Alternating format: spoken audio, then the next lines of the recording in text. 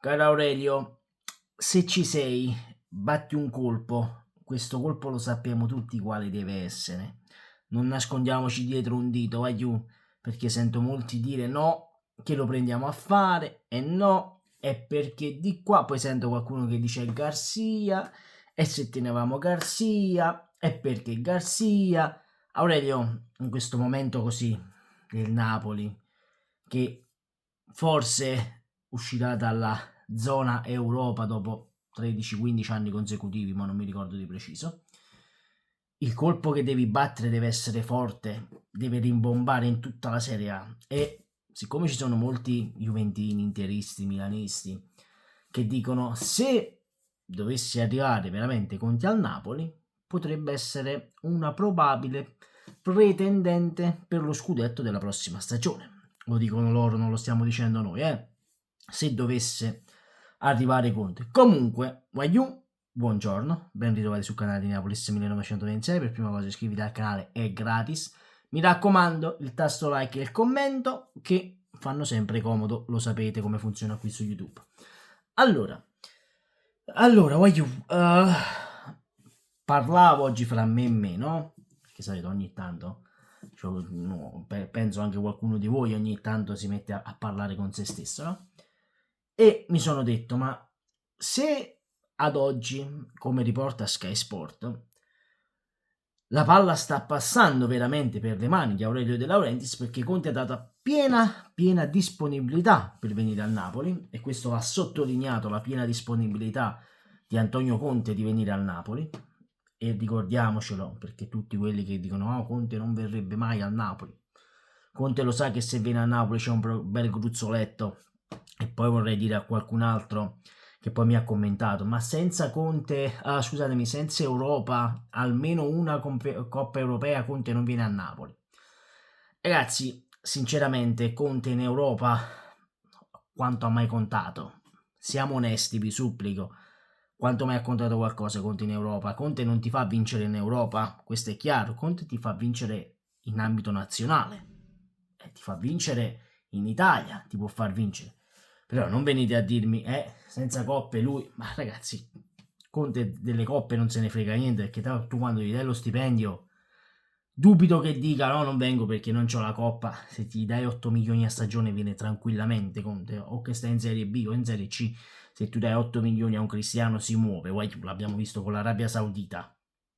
Va bene? Questo piccolo discorso mio personale, perché io vedo gente che sta cercando scuse, perché Conte è al Napoli, no, non sia mai Conte al Napoli, ma io la domanda che vi pongo è, ma che avete paura che veramente Conte venga a Napoli?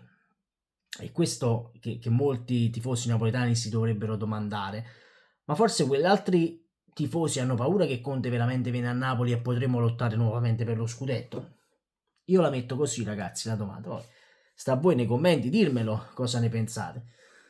Comunque, mi dicevo fra me e me, se lui vuole dare uno slancio alla stagione per la prossima stagione, perché ci dobbiamo già catapultare nella prossima stagione del Napoli, ragazzi, perché questo è anche vero, non possiamo aspettare la fine del campionato, perché sinceramente che sia Europa League, Conference League o che non sia nulla, anzi io mi auguro che non sia nulla per far tornare un po' questo gruppo squadra coi piedi per terra e, e sinceramente di guardarsi fra gli occhi fra 11 giocatori e di Saio, ma abbiamo fatto veramente così schifo che non ci meritiamo nemmeno di andare in Conference League. Un po' di autocritica bisogna farla, voglio. Io l'ho sempre detto, un po' di buona sana autocritica. Però questo fatto che la palla ora in questo momento ce l'ha nelle mani di Aurelio De Laurentiis, i tifosi napoletani finalmente iniziano a dire oh, se ci sei, batti questo benedetto colpo, fai vedere che veramente ci tieni e vuoi tornare a vincere subito, vuoi tornare a far andare il Napoli in Champions League. Faccelo vedere, perché la gente questo vuole. Ora in questo momento che non abbiamo più certezza in una squadra, perché ragazzi, ahimè, voi avete certezza in questa squadra? Voi siete sicuri che la prossima con l'Udinese il Napoli tornerà a fare i 3 punti? Io ne dubito perché l'Udinese è stata capace di fermare il Bologna, una delle squadre più in forma del campionato, e addirittura la stava pure per vincere all'ultimo secondo l'Udinese. Quindi prima di di dire determinate cose, riflettiamo, perché noi le basi dove ce l'abbiamo? La sicurezza di dire "Ah, vabbè, almeno ho una squadra forte, ho una squadra che gioca, ho una squadra che ha la sua stella". Tu il prossimo anno o vendi Osimhen o vendi Kvara, perché ragazzi questo è il Napoli. Il Napoli, io l'ho sempre detto, è un porto. I giocatori massimo possono stare 4 anni, e vi parlo di top player, Cavani, Lavezzi, Higuain, Osimhen, Kvara. 4 anni si possono fare a Napoli, perché è la gestione del calcio Napoli. Però se lui riesce a vendere Osimhen, e va bene, e poi apriamo un attimo la parentesi calciomercato, e ti riesci ad andare a prendere un Jimenez, un David, significa che tu veramente vuoi costruire qualcosa di importante per il futuro, veramente allora vuoi dare in mano la squadra al prossimo allenatore del Napoli che sia forte, una base solida da cui ripartire.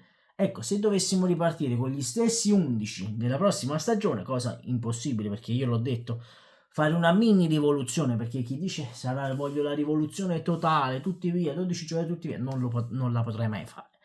Ma boh, non è Fesso De Laurentiis che si vende 11 undicesimi della formazione. Quindi ragazzi, questa cosa di dire la rivoluzione totale, il Napoli è rivoluzionario, pensateci.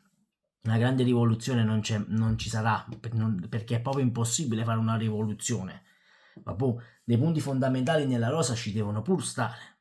Un Kvara, un Lobotka, un Anghis, anche se quest'anno sta facendo schifo e pietà, ha già fatto pure la battuta. Ecco, quindi il prossimo allenatore del Napoli deve avere una squadra che sia compatta, forte, un gruppo unito, un gruppo unito. Solo questo gli dà, un gruppo unito che non si piglia a male parole come abbiamo saputo nel post partita di Napoli-Roma, che addirittura sono quasi venuti alle mani di Lorenzo e Juan Jesus, perché Juan Jesus e Anghissà non volevano andare in ritiro. Cioè, questo fa male al Napoli, fa male al Napoli, ma soprattutto fa male alla squadra, perché si vede la squadra che è divisa a metà. Allora, un attimo questione di calciomercato, perché iniziano ad arrivare anche aggiornamenti pure sul calciomercato, non solo sul calcio allenatori, diciamo così. E si parlava oggi di Buongiorno. Il Napoli dovrebbe presentare in questi giorni la prima offerta per Buongiorno. 25 milioni più il cartellino di Osticard. Allora, io, con tutto il rispetto che posso avere di Buongiorno, questo sia chiaro, ma non mi sembrano esagerati 25 milioni più Osticard. Cioè, secondo me Osticard potrebbe giocare titolare al posto di Juan Jesus. Sono sincero. O allora il prossimo anno punti su Buongiorno e Nathan, oppure ragazzi che continuiamo a giocare con Rachmani in difesa, Rachmani Buongiorno. Non la vedo una grandissima difesa, diciamoci la verità. Però bisogna vedere, io l'ho detto, bisognerà vedere a fine anno dove sarà e se vai a fare la conference, sembra che il Napoli lo vogliano spingere in Europa, in qualsiasi modo, 6-8 squadre in Champions League, l'Europa League, in un macello, però vi supplico, abbiate rispetto per queste ultime 4 partite, provate a vincerlo tutte e 4, non è che vi chiediamo, ma almeno tutte e 4, cioè non abbiamo mai fatto 3 vittorie di fila quest'anno, cioè, eppure qui è deprimente, quindi caro Aurelio, ora se ci sei, batti un colpo, non te ne andare a Los Angeles, ti supplichiamo, stai a Napoli, lavora, pensa già al futuro, però una cosa te la chiediamo, fatti da parte. Qualsiasi allenatore esso sia per la prossima stagione, fatti da parte. Solo questo. Detto questo, ci vediamo nel post partita di Bayern Monaco Real Madrid. Comunque iscriviti al canale, sempre e comunque Forza Napoli, da vostro Neapolis 1906. Ciao aiuto!